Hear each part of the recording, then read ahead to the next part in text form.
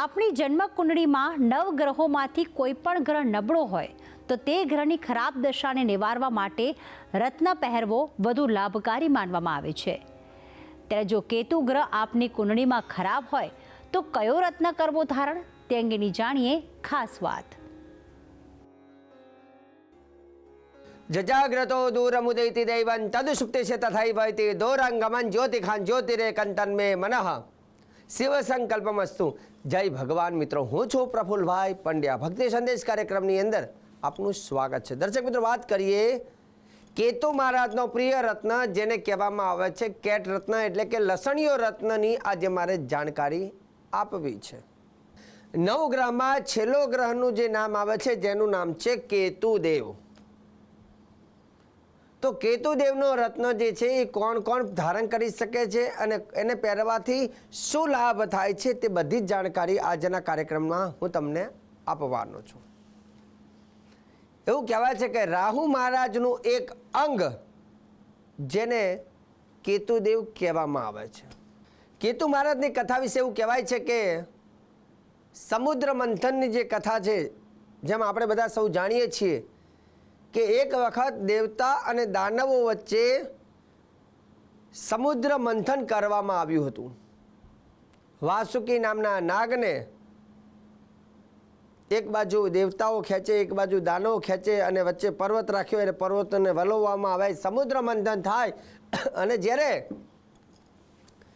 સમુદ્ર મંથન થયું એટલે અંદરથી ઘણી બધી વસ્તુઓ ઉત્પન્ન થઈ। કૌસ્તુભ પારજાત કસુરા ધન્વંતરી ચંદ્રમા, કાલકૂટ નામનું વિષ નીકળ્યું, ચંદ્રદેવ નીકળ્યા, એરાવત હાથી નીકળ્યો, મહાલક્ષ્મીજી નીકળ્યા, અપ્સરાઓ નીકળી। તો જ્યારે રત્ન નીકળ્યા છે ત્યારે એવું કહેવાય છે કે એમાંથી છેલ્લે અમૃતની ઉત્પત્તિ થઈ અને અમૃત એવું કહેવાય છે કે જે પીવે અમર થઈ જાય। હવે જ્યારે અમૃત નીકળ્યું છે એટલે ભગવાને નક્કી કર્યું કે અમૃત બધા દેવતાઓને પીવડાય જેથી દેવતાઓ બધા અમર થઈ જાય અને દેવતાઓ સદૈવ લોકોનું કલ્યાણ કરે। ત્યારે ભગવાન એવું કહેવાય છે કે વિષ્ણુ ભગવાને મોહિની સ્વરૂપ ધારણ કરી અને દેવતાઓને દાનવોને અલગ અલગ બિરાજમાન કરે। એક બાજુ દેવતાઓ, એક બાજુ દાનવો, મોહિની સ્વરૂપથી બધા લોકો મોહિત થઈ ગયા અને મોહિત થવાથી એવું કહેવાય છે કે ભગવાન વિષ્ણુ ભગવાને મોહિની સ્વરૂપથી દેવતાઓને અમૃત પાયું અને દાનવોને મદિરાપાન કરાયું। હવે એમાં એક જે દાનવ હતો એ થોડો ચતુર હતો, એને નક્કી કર્યું કે કંઈક લોચો છે એટલે એને શું કર્યું, પોતાની શક્તિ દ્વારા પોતાનું સ્વરૂપ જે છે એ સ્વરૂપને બદલી નાખ્યું। દેવતાઓ જેવું સ્વરૂપ લઈ અને સૂર્ય અને ચંદ્રની વચ્ચોવચ્ચ આવીને બિરાજમાન થઈ ગયા। હવે મોહિની સ્વરૂપમાં ભગવાન જ્યારે બધાને દેવતાઓની લાઈનમાં બધાને અમૃત પીવડાવે છે ત્યારે એ રાહુ નામનો જે દાનવ હતો એને અમૃત આપવામાં આવ્યું અને અમૃત જ્યારે હાથમાં લીધું અને એને પીવાની કોશિશ કરી ત્યારે આજુબાજુમાં સૂર્ય અને ચંદ્ર હતા। સૂર્ય ચંદ્રે ભગવાનને કીધું, ભગવાન આ દેવ નથી, આપણો માણસ નથી, આ કોઈ દાનવ છે। અને ખબર પડી એટલે ત્યારે દાનવ નામનો જે અસુર હતો રાહુ, એને જે અમૃત આપ્યું છે તરત પીવાની કોશિશ કરે ત્યારે ભગવાને સુદર્શન ચક્ર ધારણ કરી અને એનું મસ્તકને છેદી નાખ્યું। પણ અમૃતનો એક છાંટો જ્યારે કંઠમાં ગયો એટલે મસ્તક તો છેદાઈ ગયું પણ અમર બની ગયો રાહુ। અને રાહુ અમર બન્યો એટલે એવું કહેવાય છે કે રાહુના બે ભાગ થયા, એક મસ્તકનો ભાગ અને એક ધડનો ભાગ। મસ્તકનો ભાગ જે છે એ રાહુ બન્યો અને ધડોનો ભાગ છે એ કેતુ બન્યો। હવે અહીંયાથી અમૃત પીધું છે એટલે અમરત્વ પ્રાપ્ત થયું। એટલે આ રાહુ અને કેતુને જો જ્યોતિષની અંદર જોવામાં આવે તો રાહુ જેની કુંડલીમાં પડ્યો હોય એ માણસના જીવનની અંદર એટલી બધી તકલીફ ઊભી કરે કે એવું કહેવાય છે કે દિવસમાં આભના તારા જોઈ શકે એવી તકલીફ, એટલું કષ્ટ આપે છે।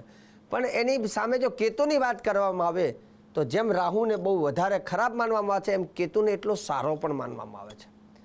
એવું કહેવાય છે કે જેની જન્મ કુંડલીમાં કેતુ અને ગુરુ ભેગા હોય તો એ વ્યક્તિને તો એટલો આધ્યાત્મિક ગુરુ બનાવે છે, સાધુ સંતોમાં એનું સ્થાન હોય છે। એટલે કેતુ એ આધ્યાત્મિકતાનો પણ ગ્રહ ગણવામાં આવે છે।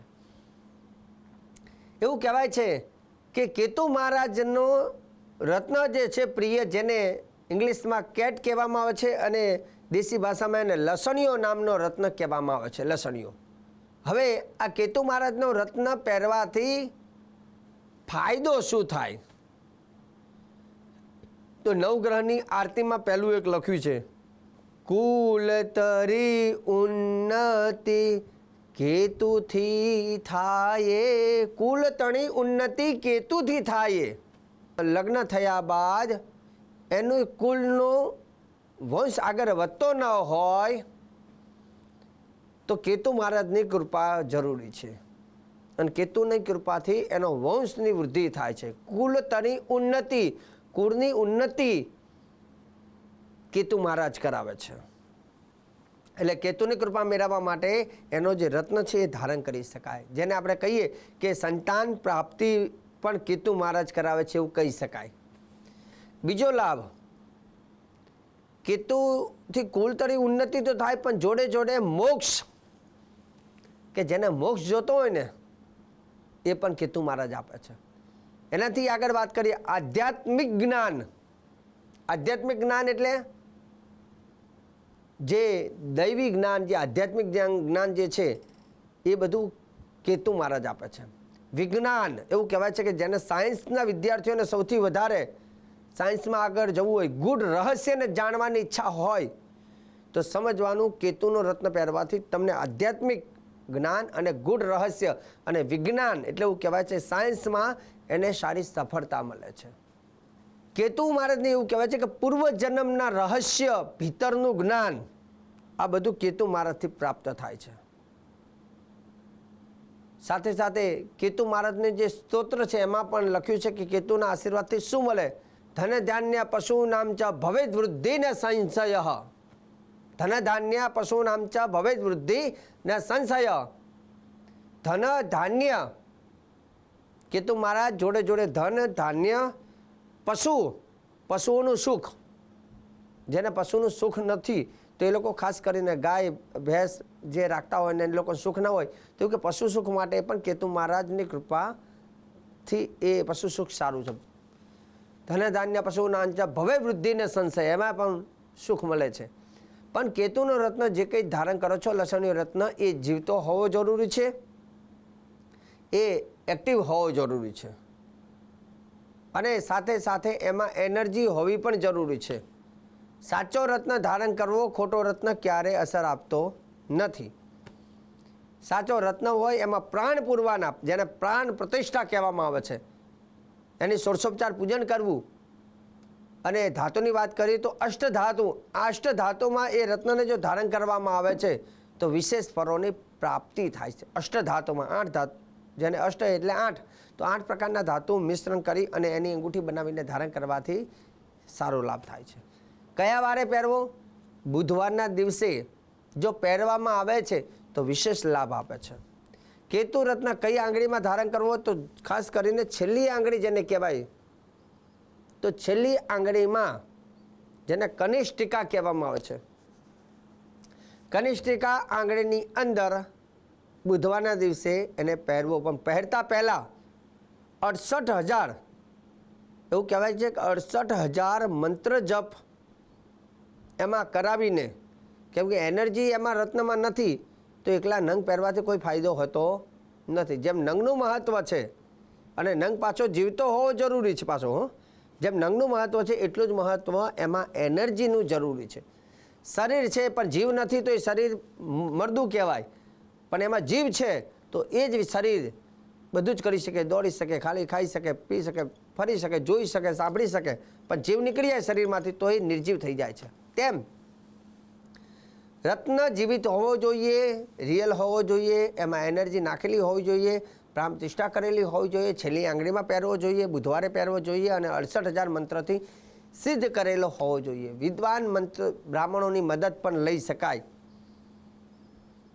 સાથે સાથે એવું કહેવાય છે કે રત્ન પહેરવા માટે જન્મ કુંડલીનું વિશ્લેષણ પણ કરાવીને ધારણ કરવો જરૂરી છે. કેતુ પહેરવાથી આધ્યાત્મિક જ્ઞાન, પૂજા પાઠમાં જેનું મન નથી લાગતું, ઘણા લોકો કહે કે શાસ્ત્રીજી અમને પૂજા કરવી છે પણ મન નથી લાગતું, તો એવા વ્યક્તિઓ કેતુ રત્ન પહેરે છે તો એ લોકોને એમનું ધ્યાન આધ્યાત્મિકતા પાછળ જાય છે.